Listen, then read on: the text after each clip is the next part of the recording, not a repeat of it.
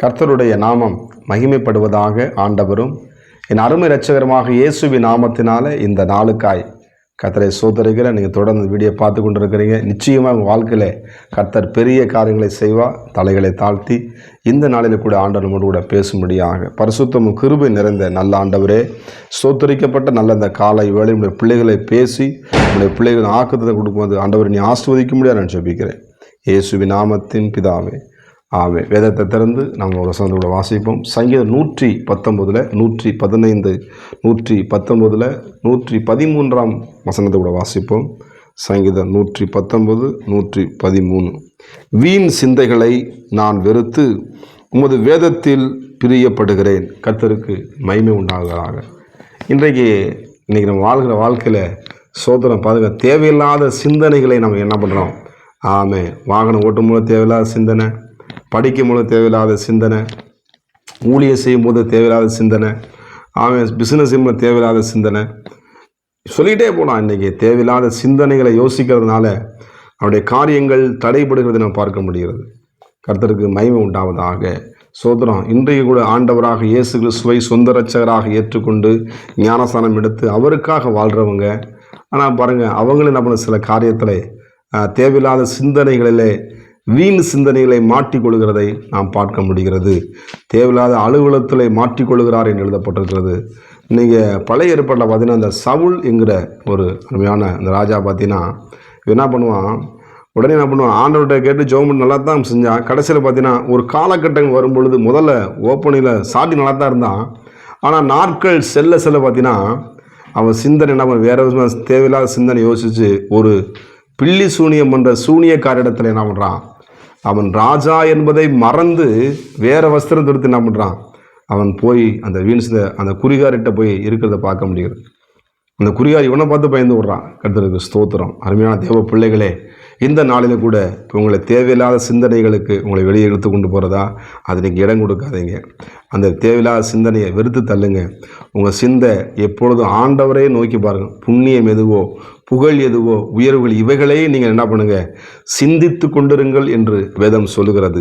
அருமையான தேவனுடைய பிள்ளைகளே, இந்த இடத்துல இந்த சங்கீதம் தாவி சொல்கிறான், நான் வீண் சிந்தனைகளை அதான் சொன்னான். வீண் சிந்தனை என்ன பண்ணேன், நான் வெறுக்கிறேன். வரும் சிந்தை, தேவையில்லாத சிந்தனை கண்டிப்பாக எல்லாத்துக்கும் வரான்னு சொல்ல முடியாது, எல்லாத்துக்கும் வரும். ஆனால் நம்ம என்ன பண்ணணும், அதனை விலகி ஓட வேண்டும். போராட்டங்களுக்கு விலகி விட வேண்டும். தேவையில்லாத கெட்டவாத பேசுவாங்க. ஆமாம், அது மாதிரி தேவையில்லாத காரியத்தை பேசும். அந்த அப்படிப்பட்ட துன்மார்க்கமான அப்படிப்பட்ட காரியம் நம்ம என்ன பண்ணக்கூடாது, நம்ம செய்யக்கூடாது. அது நம்மளுக்கு அது தகுதி கிடையாது. நம்மளுக்குன்னு ஆண்டவர் மேன்மை கொடுத்துருக்கிறார், நம்மளுக்கு சில ஆசீர்வாதத்தை கொடுத்துருக்கிறார். உங்களை கொண்டு சில காரியங்களை செய்ய வேண்டும் என்று தேவன் விரும்பியிருக்கிறார். நீங்கள் நம்ம தேவையில்லாத காரியங்களை ஈடுபட்டுக்கிட்டு தேவையில்லாத காரியங்களை மாட்டிக்கொண்டு சொல்கிறோம்ல, நீ ஏன் தேவையில்லாமல் நான் மாட்டிக்கிட்டேன், இந்த தேவையில்லாமல் இந்த பிரச்சனை மாட்டிக்கிட்டேன், தேவையில்லாமல் போய் நான் என்ன பண்ணேன், நானே போய் வாண்டா மாட்டிக்கிட்டேன்னு சொல்லி புலம்பிக் கொண்டு இருக்கிறாங்க. அதனால் எந்த செய்தாலும் என்ன பண்ணுங்க, ஆண்டோடைய சமூகத்தில் ஜெபித்து விட்டு அந்த காரியங்களை செய்யுங்க. உங்கள் சிந்தையில் இயேசு கிறிஸ்துவை ஏற்றுக்கொள்ளுங்க. அவன் ஏன்னா நம்மளுக்காக கல்வாரி சிலுவையிலே ஆண்டவராக இயேசு கிறிஸ்து அவருடைய சிந்தையிலே முள்முடி சூட்டப்பட்டது. நம்முடைய பாவங்களுக்காக, நம்முடைய அக்கிரமங்களுக்காக இயேசு கிறிஸ்து என்ன பண்ணாங்க, முள்முடி சூட்டப்பட்ட அவர் தலையில் கிரீடம் இருக்க வேண்டிய நமது ராஜாதி ராஜா இயேசு ராஜா தலையில் என்ன பண்ணுது, முள் கிரீடம் சூட்டப்படும். எதற்காக தெரியுமா, நம்முடைய பாவங்களுக்காக, நம்முடைய அக்கிரமங்கள், நம்முடைய சாபங்களுக்காக அவர் என்ன பண்ணார், சிலுவையிலே நமக்காக பாடுகளை அனுபவித்தார். அடக்கம் பண்ணப்பட்டு முன்னால் உயிரோடு எழுந்தார். இன்றைக்கு தேவையில்லாத சிந்தனைகளே அதனை என்ன பண்ண வெறுக்கும் பொழுது ஆண்டவர் நல்ல சிந்தனைகளை கொடுத்து நல்ல காரியங்களை செய்யும்படி உங்களை கர்த்தர் உற்சாகப்படுத்த விரும்புகிறார். இந்த சங்கீதக்காரன் சொல்கிறான், நான் அந்த வேதத்தில் என்ன பண்ணுவேன், பிரியமாக இருப்பேன். நம்முடைய வேதத்தில் என்ன பண்ணுவேன், பிரியமாக இருப்பேன். நமக்கு எதெல்லாம் பிரியமாக இருக்க விரும்புகிறோம் இல்லை, இந்த வேதத்தினுடைய சத்தியங்களை, இந்த மகத்துவத்தை தேவன் எழுதி கொடுத்துருக்கிறார். இந்த மகத்துவமான வார்த்தைகளை தினந்தோறும் அட்லீஸ்ட் ஒரு அதிகாரமாக என்ன பண்ணுங்கள், நீங்கள் வாசித்து பாருங்கள். அதை நீங்கள் சத்தமாக வாசிங்க. சில பேர் மௌனமாக வாசிப்பாங்க, சில பேர் என்ன பண்ணுவாங்க, லைட்டு வச்சு போட்டு சொல்லுவாங்க. அப்படி இல்லை, நீங்கள் சத்தமாய் வாசிக்கும் பொழுது அது உங்கள் இருதயத்துக்குள்ளே அது பதியும். ஏன்னா ஆண்டவர் சொல்கிறாரு, ஆண்டவராக இயேசு கிறிஸ்து உங்கள் வாயினாலே நீங்கள் அறிக்கையிட வேண்டும் என்று ஆண்டவர் சொல்லுகிறார். அப்படி செய்யும் பொழுது உங்கள் வாழ்க்கை இருக்கிற தேவையில்லாத சிந்தனைகளை கர்த்தர் எடுத்து போட்டு ஆண்டவர் தாமே நம்முடைய வல்லமையினாலே, அவருடைய பிரசன்னத்தினாலே, அவருடைய அன்பினாலே அவர் உங்களை மூடுவார். இந்த சமானத்தின் தேவன் என்ன பண்ணுவாருங்க, வசனம் சொல்லுகிறது, இந்த வேதத்தில் நீங்கள் பிரியமாக இருக்கும் பொழுது அதைத்தான் அந்த சங்கீதக்காரன் தாவீது சொல்கிறான், நீங்களும் இதில் பிரியப்படுங்க, கர்த்தர் உங்களை என்ன பண்ணுவாங்க, ஆசீர்வதிப்பாங்க. தேவையில்லாத சிந்தனையை, தேவையில்லாத காரியங்களை யோசிக்காதீங்க.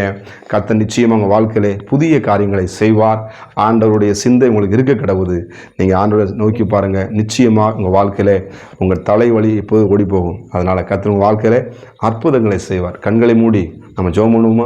பரிசுத்தமும் கிருபை நிறைந்த நல்ல தகப்பனே, வீண் சிந்தனைகளை நான் வெறுத்து உங்கள் வேதத்திலே பிரியப்படுகிறேன் என்று சங்கீதக்காரன் தாவீது சொன்னது போல இந்த நாளில் கூட குடும்பத்தை குறித்ததான கவலைகள், ஆண்டவரே பிள்ளைகளை குறித்ததான ஆண்டவரே தேவையில்லாத சிந்தனைகள், ஆண்டவர் வேலையை குறித்ததான தேவையில்லாத சிந்தனைகள், ஆண்டவரே சோத்திரமப்பா, ஆண்டவரே அடுத்த மாதம் என்ன செய்யப்படுகிற தேவையில்லாத சிந்தனைகள், ஆண்டவர் இந்த வருகிற காரியங்கள் எதிர்காலம் எப்படி இருக்குமோ என்ற தேவையில்லாத சிந்தனைகளை கர்த்தாவே சோதரம் பிள்ளைகளை வெறுத்து கர்த்தர் எனக்கு நலமானதை வைத்திருக்கிறான், நான் ஆசுவாத்தை பெற்றுக்கொள்வேன் என்று சங்கீதம் சொன்னது போல வேதத்தில் பிரியமாயிருந்து நன்மைகளை புசிக்கத்தக்கதாக நம்முடைய பிள்ளைகளை கர்த்தனை ஆசீர்வதிக்க முடியாது நான் ஜெபிக்கிறேன். பலப்படுத்துங்க, வழி நடத்துங்க, இயேசுவின் நாமத்தின் பிதாவே, ஆமென். God bless you. கர்த்தர் உங்களை ஆசீர்வதிப்பாராக. உன்னையே வெறுத்து விட்டா ஊழியம் செய்திடலாம், சுயத்தை சாகடித்தா சுகமாய் வாழ்ந்திடலாம். சிலுவை சுமப்பதனா சிந்தையே மாறிவிடும், நீடிய பொறுமை வரும், நிரந்தர அமைதி வரும்.